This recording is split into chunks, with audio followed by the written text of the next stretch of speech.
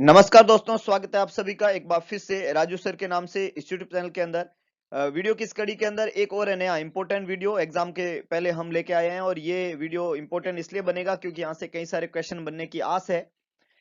Video है handling biomedical waste and disinfection and cleaning in covid 19 designated area. ये जो Covid 19 area है वहां पे किस तरीके से बायोमेडिकल वेस्ट को हैंडल करना है, डिसइंफेक्ट करना और क्लीन करना उस एरिया को, उस सब चीजों के बारे में यहाँ पे हम डिस्कस करने वाले हैं, जहां से कहीं एमसीक्यू बनने की पूरी संभावना है। तो आप पूरा वीडियो देखें और अच्छे से समझे इस चीज को। सबसे पहले गाइडलाइन ये है कि all covid 19 biomedical waste has to be stored या segregated in colour coded bags by adopting the double bagging method. Double bagging method होता है, कलर कोडेड है। दो एरिया बनाए जाते हैं, डोनिंग एरिया और डॉफिंग एरिया। यहाँ दो बातें लिखी हुई है, एक एरिया है डोनिंग एरिया और दूसरा एरिया डॉफिंग एरिया। जो डोनिंग एरिया होता है, यूज ब्लैक बिन, वहां पे ब्लैक बिन यूज करते हैं for general waste generated during donning. Donning के दौरान जो भी जनरल वेस्ट बनता है उसको ब्लैक बिन के अंदर डालते हैं। डॉफिंग एरिया जो रहता है, कीप 3 रेड बिन, वहां पे 3 रेड बिन डालते हैं। अब जब डोनिंग करेंगे, देखिएगा पहला डोनिंग बोला, जो डोनिंग करेंगे तो वहां पे तो जो है जनरल वेस्ट बनेगा, बाकी तो पीपी वगैरह सब अपन पहन लेते हैं। तो जो जनरल वेस्ट है उसको किस में डाला, ब्लैक बिन के अंदर। जो डॉफिंग एरिया है वहां पे 3 रेड बिन लगेंगे, 3 रेड बिन लगेंगे in the doffing area and label them as mention below. और उनको इस तरीके से लेबल करेंगे जो यहाँ 3 लेबल किया हुआ है। 3 रेड बिन जिसको इस तरीके से लेबल करना है। रेड बिन 1 जो है उसके अंदर जो पीपी का सामान डालेंगे वो है goggle and face shield. Goggle और फेस शील्ड किस में जाएंगे, रेडबिन 1 के अंदर। और उस रेडबिन 1 को डिसइंफेक्टेड करना है आपको। लोकल डिसइंफेक्शन के जो मेथड है उसमें 0.5% सोडियम हाइपोक्लोराइड, याद रखिएगा 0.5% आएगा सवाल। तो 0.5% सोडियम हाइपोक्लोराइड जो कि फ्रेशली प्रिपेयर किया, और 70% एल्कोहल। 70% क्या, एल्कोहल, बेसिलोल इसको बोलते हैं। ये रेडबिन 1 के अंदर डालेंगे। रेडबिन 2 जो है जिसमें N95 मास्क आएगा और कवर सॉल आएगा, है ना, व्हाइट कवर सॉल जो ऊपर हम पहनते हैं वो आएगा, और N95 मास्क आएगा। इसको क्या, इसको किस कैसे करेंगे हम डिसइंफेक्टेड, स्टोर करेंगे डबल बैग के अंदर। डबल बैग है ही, रेड वाला जो डबल बैग है। और हैंड ओवर कर देंगे टू द ऑथराइज HA या SA who is deputated from sanitisation housekeeping services for collection from each patient care area. Collection of 3 PP will be done twice daily. 3 PP का collection होता है ना। इन PP का collection जो होता है वो डेली होता है। तो दो रेडबिन हो गए। रेडबिन 1 में गोगल और फेस शील्ड जिसको हमने सोडियम हाइपोक्लोराइड 0.5% जो कि फ्रेशली प्रिपेयर होना चाहिए, और 70% एल्कोहल। पहले हाइपोक्लोराइड से उसको क्लीन करेंगे, फिर 70% एल्कोहल से उसको क्लीन करते हैं। रेडबिन 2 है, उसमें N95 मास्क जाएगा और कवर सोल जाएगा जो व्हाइट वाला होता है। और ये हम क्या करेंगे, डबल बैग के अंदर इसको करके हैंड ओवर कर देंगे HA या SA को, जो कि हाउसकीपिंग स्टाफ जो रहते हैं। और वो कलेक्ट करके पेशेंट के एरिया से, और फिर उसको क्या कर देंगे, सही तरीके से डिस्कार्ड होगा। रेडबिन 3 जो है उसके अंदर जाता है डिस्पोजेबल पीपी, जो हम पीपी पहनते हैं वो रेडबिन 3 में जाएगा। और it also hand over to the authorise waste collecting staff from MS biomedic waste collection private limited. तो ये बहुत इंपॉर्टेंट एस्पेक्ट है। याद रखिएगा, आपको डोनिंग एरिया में एक ब्लैक बिन होना चाहिए, डॉफिंग एरिया में 3 रेड बिन होने चाहिए। दो ही कलर याद रखने, ब्लैक और रेड। और रेड के अंदर क्या जाएगा, फर्स्ट के अंदर गोगल और फेस शील्ड, सेकंड में N95 मास्क और कवर सॉल, और थर्ड के अंदर डिस्पोजेबल पीपी। ये 3 चीजें याद रखनी है। Ward, ICU, sampling room, treatment room जो कि कोविड 19 के होते हैं कैसेज के लिए, वो सारे के सारे 3 रेड बिन, है ना। वहां पे क्या रखे जाएंगे, ऑल 3 रेड बिन। इसके अलावा येलो और ब्लू एज पर BMW मैनेजमेंट जो भी रूल रहते हैं उसके अनुसार। तो 3 रेड बिन तो होने चाहिए, ये कोविड वाले के लिए। बाकी येलो और ब्लू में जो भी नॉर्मली बायोमेडिकल वेस्ट जाता है वो जाएगा, है ना।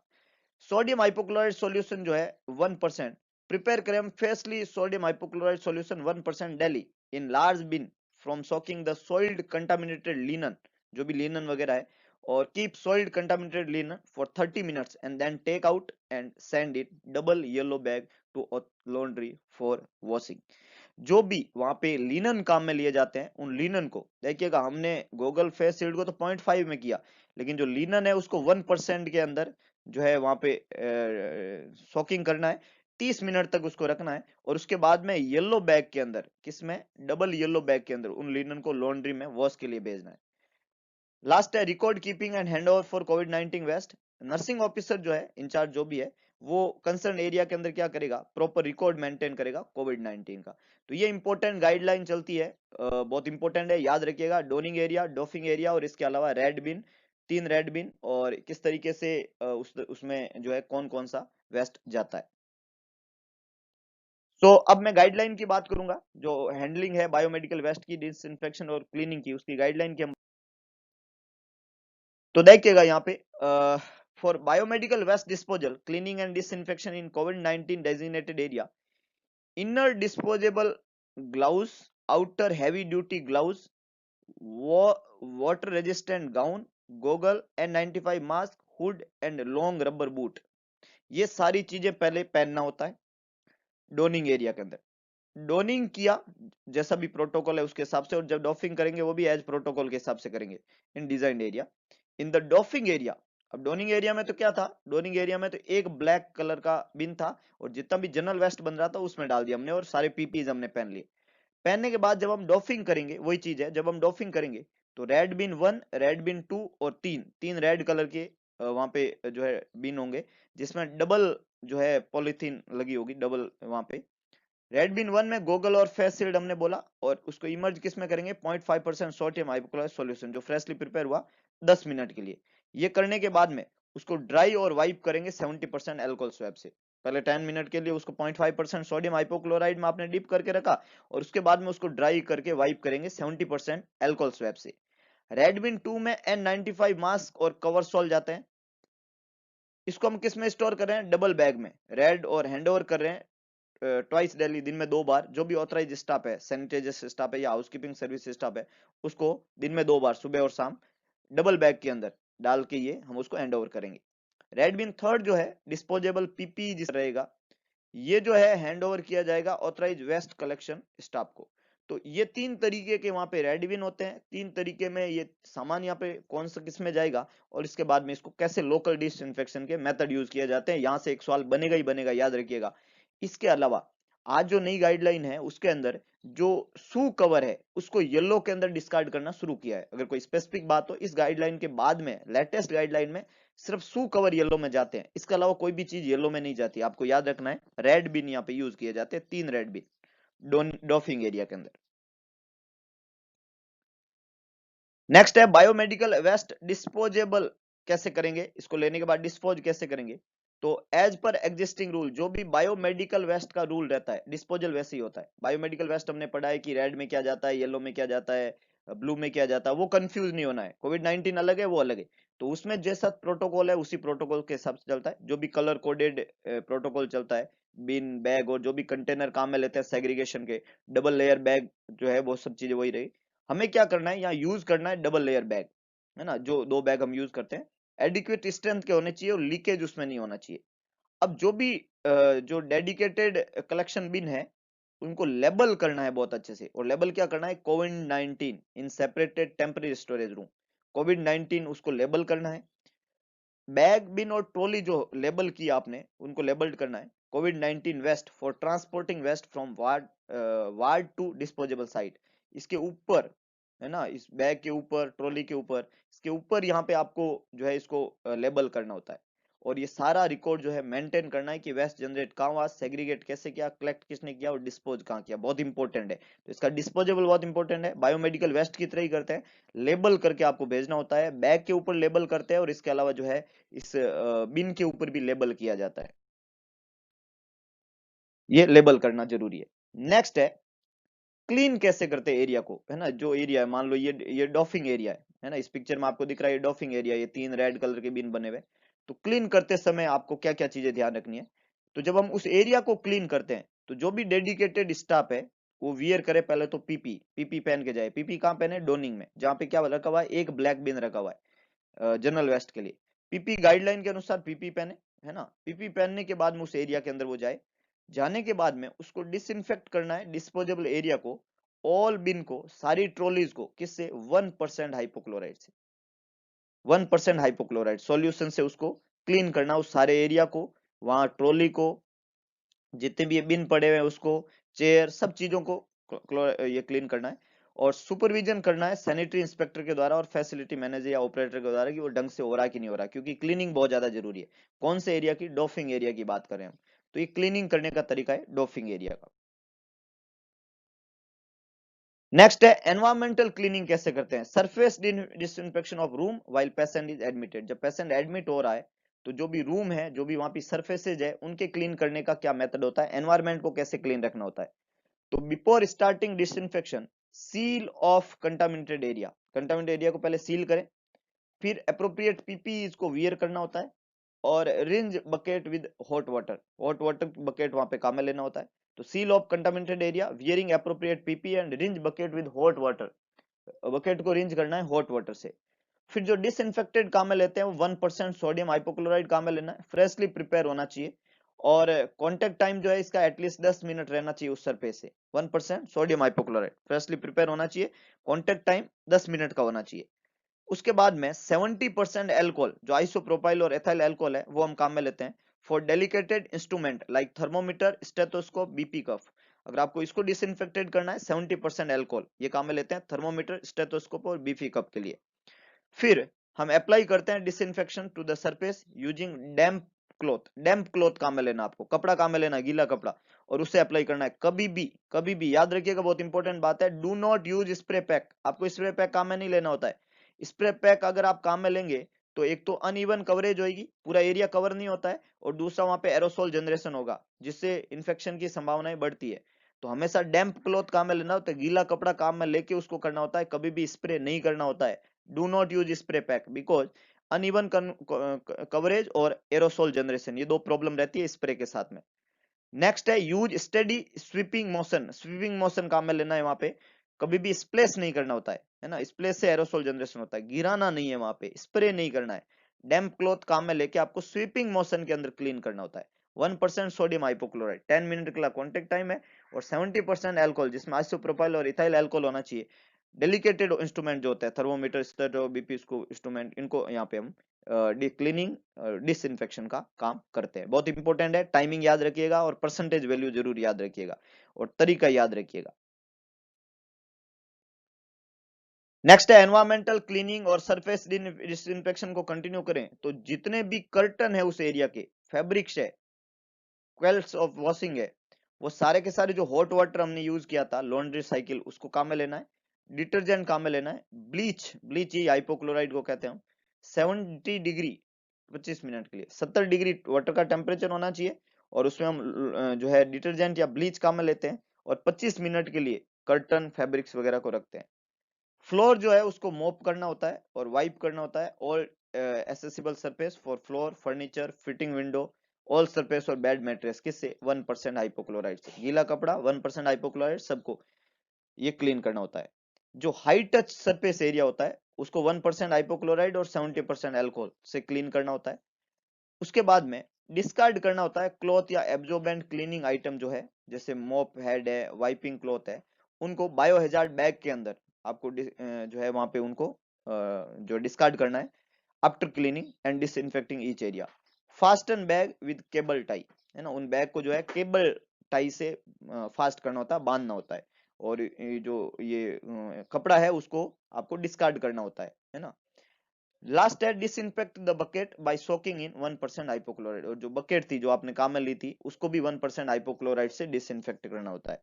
तो जितने भी डिसइंफेक्शन के लिए सॉल्यूशन यूज करते हैं वो 1% हाइपोक्लोराइड है, और 70% वोलेटाइल अल्कोहल काम में लिया जाता है, ये आपको याद रखना है। फ्रीक्वेंसी देखिएगा, एक सवाल इस स्लाइड से जरूर बनेगा, फ्रीक्वेंसी क्लीनिंग सरफेस की कितनी होनी चाहिए? तो दो एरिया में हमने यहाँ पे डिवाइड किया, एक तो हाई टच एरिया और दूसरा लो टच सरफेस एरिया। जो भी हाई टच एरिया थे उसको डिसइंफेक्टेड करते हैं, हाई टच एरिया को, जैसे door knobs, telephone, call cable, door knobs, bed rails, stair, light switch, ये सारे हाई टच एरिया, इनको कई बार टच किया जाता है। इन सब एरिया को डिसइंफेक्टेड कैसे करते हैं? तो जो हाई टच एरिया है वो एरिया, ये सारे मान लो स्विचेज वगैरह, डोर नॉब्स वगैरह, ये एड्रेस जो है, ये सारे के सारे अगर सस्पेक्टेड और कंफर्म कोविड-19 एरिया का है तो हर 1 से 2 घंटे में इनको क्लीन करना होता है। अदर एरिया जहां पे कोई सस्पेक्टेड पेशेंट नहीं है और कंफर्म केस नहीं है, वहां पे 2 से 3 घंटे में इनको क्लीन करना होता है, और जो नॉन क्लिनिकल एरिया है वहां पे 3 से 4 घंटे में। जो भी आपको पूछा जाए, है ना, जितने भी हाई टच सरफेस एरिया है, door knob, telephone, call bell, bed rails, stair, अगर वो पॉजिटिव एरिया है तो 1 से 2 घंटे में, अगर वो नॉन पॉजिटिव और नॉन सस्पेक्टेड एरिया है तो 2 से 3 घंटे में, और क्लिनिकल एरिया है ही नहीं तो 3 से 4 घंटे में उनको क्लीन करना होता है। अब हम बात करें लो टच एरिया की। लो टच एरिया कौन से रहते हैं? जो भी दीवारें हैं, मिरर है, वो एरिया को हम लो टच एरिया काउंट करते हैं। लो टच एरिया अगर क्लिनिकल एरिया है, जैसे कोविड-19 पॉजिटिव और कंफर्म केस वाला एरिया है, तो 2 से 3 घंटे में उनको क्लीन करें। और नॉन सस्पेक्टेड, नो कंफर्म कोविड-19 केस वाला एरिया है, वहां पे 3 से 4 घंटे में उसको क्लीन करें। और अगर नॉन क्लिनिकल एरिया है तो शिफ्ट में एक बार क्लीन करें।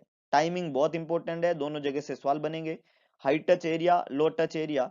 हाई टच एरिया में पॉजिटिव केस, सस्पेक्टेड केस और नॉन क्लिनिकल, और लो टच एरिया में भी पॉजिटिव केस, सस्पेक्टेड और नॉन क्लिनिकल। हर जगह पे अलग अलग तरीके से इसको करते हैं।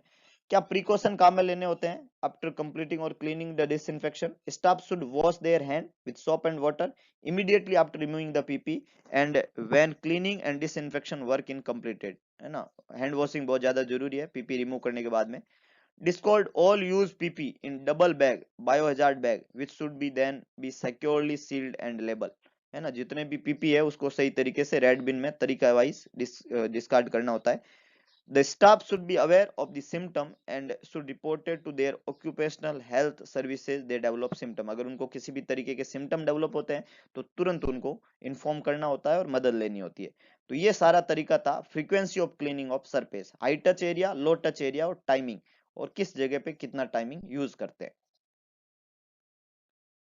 नेक्स्ट है टर्मिनल डिसइंफेक्शन। अगर पेशेंट वहां पे डिस्चार्ज हो गया या पेशेंट शिफ्ट हो गया या एक्सपायर हो गया तो टर्मिनल डिसइंफेक्शन कैसे करते हैं, ये बहुत इंपॉर्टेंट है।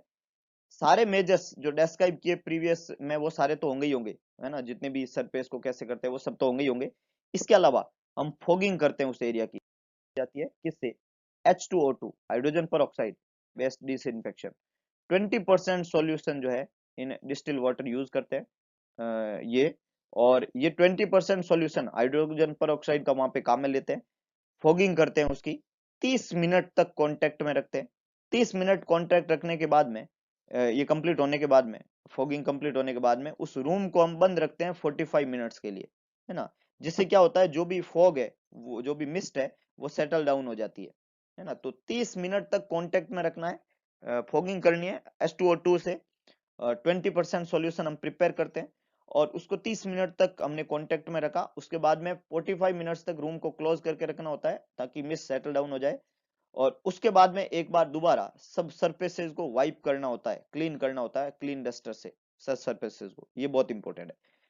क्यूबिक एरिया के हिसाब से डाइल्यूशन काम में लेते हैं। अगर वो 1000 क्यूबिक फीट है तो 200 ml और 800 ml वाटर, है ना। 200 ml इकोसिल्ड जिसमें H2O2 बेस्ड डिसइंफेक्टेड होता है, तो इकोसिल्ड काम में लेते हैं 200 ml और 800 ml जो हम वहाँ पे वाटर। अगर वो 2000 है तो 400 1600 का रेशियो बनेगा।